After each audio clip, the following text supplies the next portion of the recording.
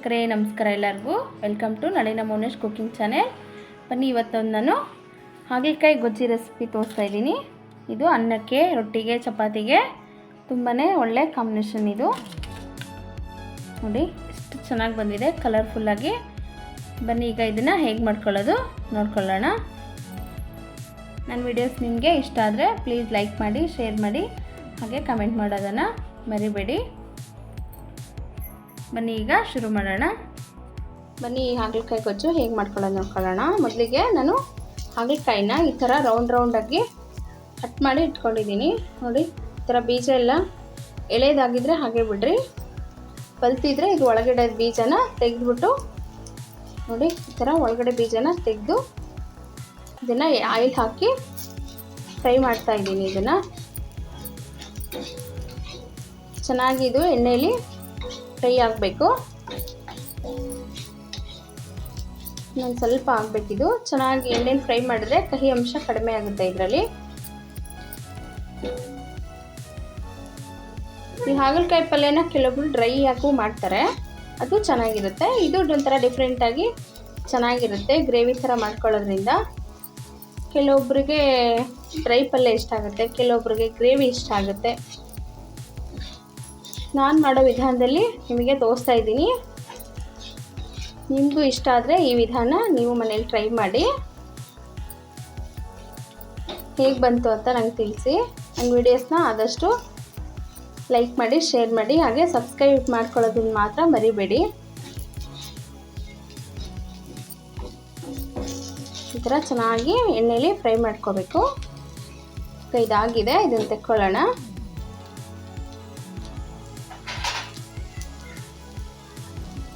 ಇಷ್ಟ ಆದರೆ ಸಾಕಾಗುತ್ತೆ. ಇದನ್ನ ಪ್ಲೇಟಿಗೆ ತಕ್ಕೋತಾ ಇದ್ದೀನಿ.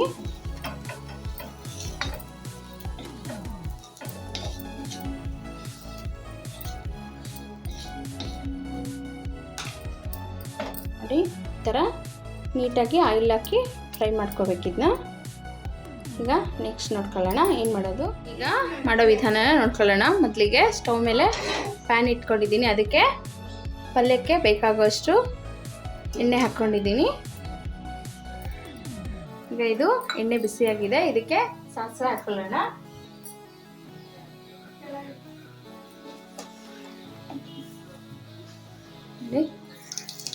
ಸಾಸಿವೆ ಹಾಕ್ಕೊಂಡಿದ್ದೀನಿ.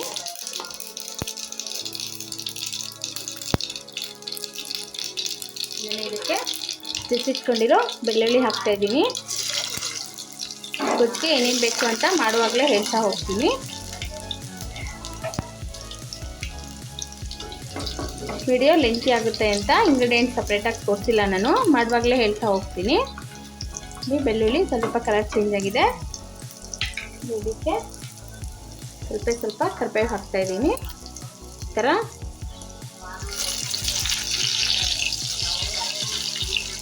ಹಾಗೆಯೇ ಈರುಳ್ಳಿ ಹಾಕ್ತಾ ಇದ್ದೀನಿ, ಕಟ್ ಮಾಡಿ ಇಟ್ಕೊಂಡಿರೋದು. ಮೀಡಿಯಮ್ ಸೈಜು 2 ಈರುಳ್ಳಿ ಹಾಕ್ಕೊಂಡಿದ್ದೀನಿ.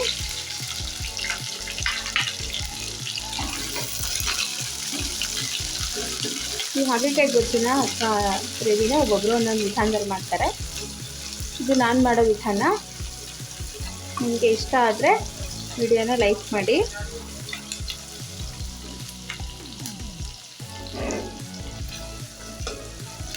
ಕುಕ್ಕರಲ್ಲಿ ಯಾಕೆ ಇಟ್ಕೊಂಡಿದ್ದೀನಿ ಅಂದರೆ ಒಂದೇ ಒಂದು ವಿಷಲ್ ಹಾಕ್ತಿರೋದ್ರಿಂದ ಅದು ಗ್ರೇವಿ ತುಂಬಾ ಚೆನ್ನಾಗಿ ಬರುತ್ತೆ. ಮೇಲೆಲ್ಲ ಆಯಿಲ್ ಆಗಿ ಒಂಥರ ಟೇಸ್ಟಿಯಾಗಿ ಚೆನ್ನಾಗಿ ಬರುತ್ತೆ. ಹಾಗಾಗಿ ಕುಕ್ಕರ್ ಇಟ್ಕೊಂಡಿದ್ದೀನಿ ನಾನು. ಈರುಳ್ಳಿ ಸ್ವಲ್ಪ ಕಲರ್ ಚೇಂಜ್ ಆಗಲಿ. ಈಗ ಈರುಳ್ಳಿ ಕಲರ್ ಚೇಂಜ್ ಆಗಿದೆ, ಇದಕ್ಕೆ ಟೊಮೆಟೊ ಹಾಕೋತಾ ಇದ್ದೀನಿ. ನೋಡ್ರಿ, ಟೊಮೆಟೊ ಅಷ್ಟೇ ಸ್ವಲ್ಪ ಚೆನ್ನಾಗಿ ಮಿಕ್ಸಿಗೆ ಫ್ರೈ ಆಗಬೇಕಿದು.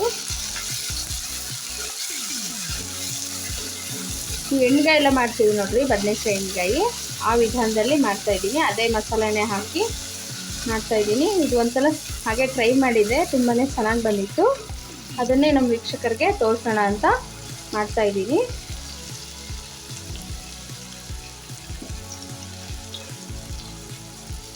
ಈ ಹಾಗಲಕಾಯಿ ಶುಗರು BP ಇರೋರಿಗೆಲ್ಲ ತುಂಬಾ ಒಳ್ಳೆಯದು. ಶುಗರು BP ಇರೋರಿಗೆ ಅಂತಲ್ಲ, ಎಲ್ಲರಿಗೂ ಒಳ್ಳೆಯದೇ. ನಮ್ಮ ದೇಹಕ್ಕೆ ಉಪ್ಪು, ಹುಳಿ, ಖಾರ, ಸಿಹಿ ಎಷ್ಟು ಮುಖ್ಯನೋ ಹಾಗೆ ಕಹಿ ಕೂಡ ಹಾಗೆ ನಮ್ಮ ದೇಹಕ್ಕೆ ತುಂಬಾ ಒಳ್ಳೆಯದು. ವಾರಕ್ಕೆ ಒಂದು ಬಾರಿ ಆದರೂ ಮನೆಯಲ್ಲಿ ಹಾಗಲಕಾಯಿ ಮಾಡಿಕೊಂಡು ತಿನ್ನಬೇಕು, ಒಳ್ಳೆಯದು ಆರೋಗ್ಯಕ್ಕೆ.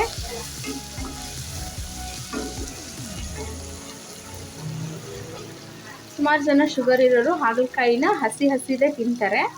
ಆ ಥರ ಹಸಿ ತಿನ್ನೋಕ್ಕಾಗಲ್ಲ. ಹಾಗಾಗಿ ಈ ಥರ ಗ್ರೇವಿ ಮಾಡಿಕೊಂಡು ತಿಂದರೆ ತುಂಬಾ ಚೆನ್ನಾಗಿರುತ್ತೆ.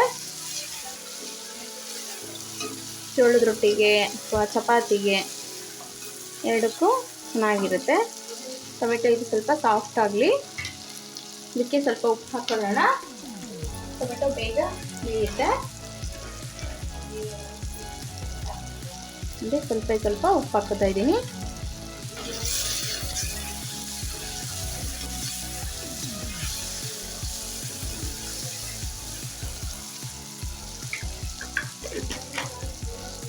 ಈ ಟೊಮೆಟೊ ಬೇಯೋಷ್ಟರೊಳಗೆ ನಾನು ಒಂದು ಮಸಾಲೆನ ರೆಡಿ ಮಾಡ್ಕೊತೀನಿ.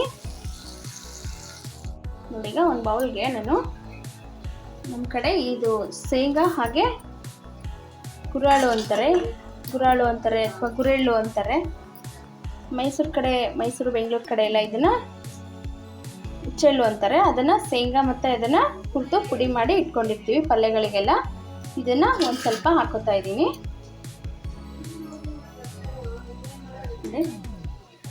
ಹೀಗೆ ಹಾಗಲಕಾಯಿ ಎಷ್ಟಿದೆ ನೋಡಿಕೊಂಡು ಹಾಕ್ಕೊಳ್ಳಿ. ಇಷ್ಟು ಹಾಕ್ಕೊಂಡಿದ್ದೀನಿ.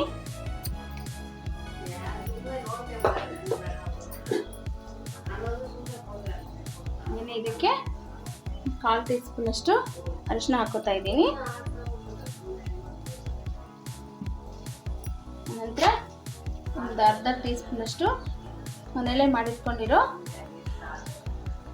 ಸಾಂಬಾರು ಪುಡಿ ಹಾಕೋತಾ ಇದ್ದೀನಿ. ಹಾಗೆಯೇ 2 ಸ್ಪೂನಷ್ಟು ಅಚ್ಚ ಖಾರದ ಪುಡಿ ಹಾಕೋತಾ ಇದ್ದೀನಿ.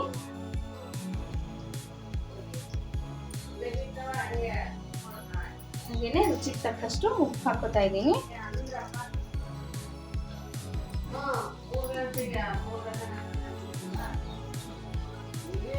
ಇದನ್ನ ನೀರು ಹಾಕಿ ಕಲಿಸ್ಕೊಳ್ಳೋಣ.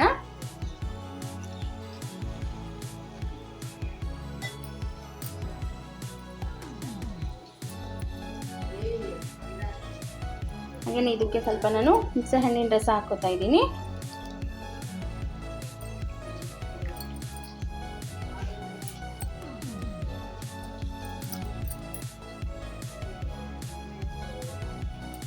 ಹಾಗೆಯೇ ಮೇನ್ ಇದಕ್ಕೆ ನಾನು ಬೆಲ್ಲ ಹಾಕೋತಾ ಇದ್ದೀನಿ. ಬೆಲ್ಲ ಹಾಕೋದ್ರಿಂದ ಹಾಗಲಕಾಯಿ ಗೊಜ್ಜು ಕಹಿ ಕಾಣಿಸೋದಿಲ್ಲ. ನೋಡಿ, ಬೆಲ್ಲ ಹಾಕ್ಕೊಂಡಿದ್ದೀನಿ.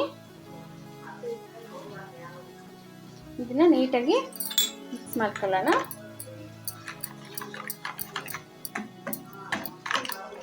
ಮಾಡ್ತಾ ಇರೋದು ಒಂಥರ ಏನೋ ಹೊಸ ವಿಧಾನ ಅನ್ನಿಸ್ಬೋದು. ಟೇಸ್ಟ್ ಮಾತ್ರ ಸೂಪರ್ ಆಗಿರುತ್ತೆ. ನೀವು ಒಂದ್ಸಲ ಮಾಡಿ ನೋಡಿದ್ಮೇಲೆ ಗೊತ್ತಾಗೋದು ಅದು. ನೋಡಿ, ಈ ಥರ ಮಿಕ್ಸ್ ಮಾಡಿಕೊಂಡು ಇಟ್ಕೊಂಡಿದ್ದೀನಿ ಇದನ್ನು. ನೋಡಿ, ಈಗ ಇದು ಟೊಮೆಟೊ ಚೆನ್ನಾಗಿ ಫ್ರೈ ಆಗಿದೆ. ಈಗ ಇದಕ್ಕೆ ಕುಟ್ಟಿಟ್ಕೊಂಡಿರೋ ಹಾಗಲಕಾಯಿ ಹಾಕೋತಾ ಇದ್ದೀನಿ.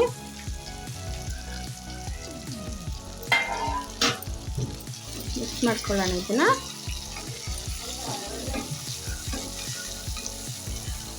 ಹಾಗಲಕಾಯಿ ಆಲ್ರೆಡಿ ಎಣ್ಣೆಯಲ್ಲಿ ಫ್ರೈ ಆಗಿರೋದ್ರಿಂದ ತುಂಬ ಹೊತ್ತೇನು ಫ್ರೈ ಮಾಡೋ ಅವಶ್ಯಕತೆ ಇಲ್ಲ.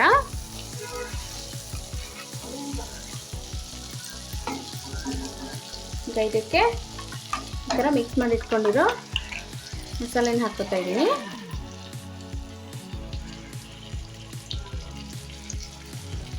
ಇದರಲ್ಲೇ ಹಾಗಲಕಾಯಿ ಫ್ರೈ ಆಗಬೇಕು, ಚೆನ್ನಾಗಿರುತ್ತೆ.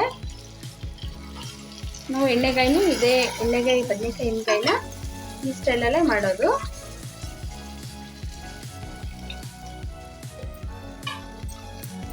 ನೀಟಾಗಿ ಈ ಥರ ಮಿಕ್ಸ್ ಮಾಡ್ಕೊಳ್ಳೋಣ.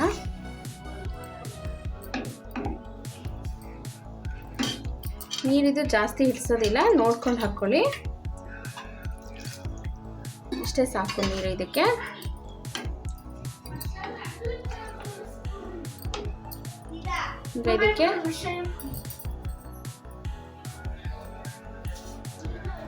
ಈಗ ಇದಕ್ಕೆ ಇನ್ನೊಂದು ಇಂಗ್ರೀಡಿಯೆಂಟ್ ಆ್ಯಡ್ ಮಾಡ್ತಾ ಇದ್ದೀನಿ. ಇದಕ್ಕೆ ಕಾಯಿ ತುರಿ ಹಾಕ್ತಾಯಿದ್ದೀನಿ ಸ್ವಲ್ಪ. ನೋಡಿ, ಕಾಯಿ ತುರಿ ಹಾಕೋದ್ರಿಂದನೂ ಟೇಸ್ಟ್ ತುಂಬ ಚೆನ್ನಾಗಿರುತ್ತೆ.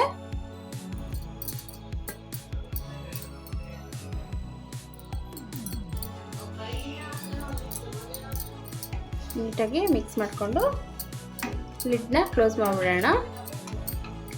ಈ ಹಂತದಲ್ಲಿ ಉಪ್ಪು ನೋಡ್ಕೊಳ್ಳಿ, ಉಪ್ಪು ಬೇಕಾದರೆ ಇನ್ನೊಂದು ಸ್ವಲ್ಪ ಉಪ್ಪು ಹಾಕ್ಕೊಳ್ಳಿ ಬೇಕಾದರೆ.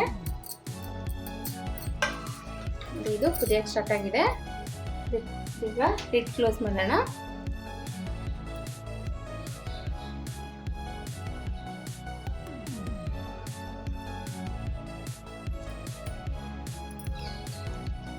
ಈಗ ಲಿಡ್ ಕ್ಲೋಸ್ ಮಾಡ್ತಿದ್ದೀನಿ. ಜಸ್ಟ್ ಒಂದು ವಿಸಿಲ್ ಅಷ್ಟೇ ಇದು.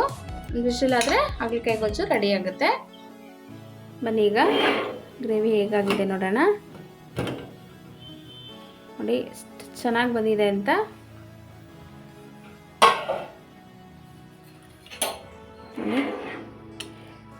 ಸೂಪರಾಗಿ ಬಂದಿದೆ ನೋಡಿ, ಚೆನ್ನಾಗಿ ಬೆಂದಿದೆ ಹಾಗಲಕಾಯಿ ಎಲ್ಲ. ನೀವು ನಾ ಈಗ ತೋರಿಸಿರೋ ವಿಧಾನದಲ್ಲಿ ಮಾಡಿ ಹೇಗೆ ಬಂತು ಹಾಗಲಕಾಯಿ ಗೊಜ್ಜು ಅಂತ ನಂಗೆ ತಿಳಿಸಿ. ನೋಡಿ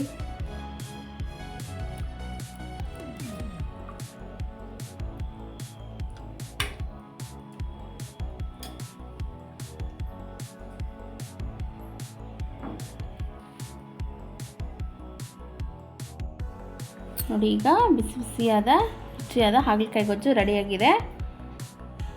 ನೀವು ಇದನ್ನು ಟ್ರೈ ಮಾಡಿ. Thank you.